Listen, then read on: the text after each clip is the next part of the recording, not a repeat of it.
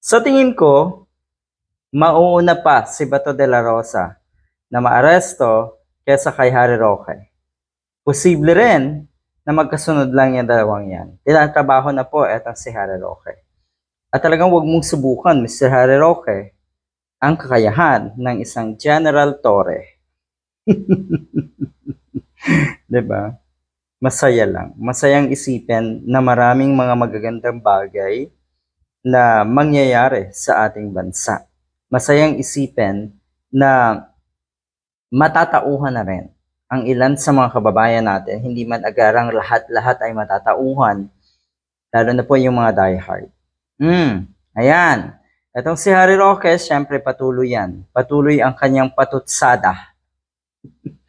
Patuloy ang kanyang hinagpis dahil nga sa pagkakatalaga ng bagong PNP chief na si General Torre. Ang sabi natong si Harry Roque, binabati ko ang bagong talagang hepe ng Philippine National Police. Hindi pa man nakakaupo, nakakadismaya na daw.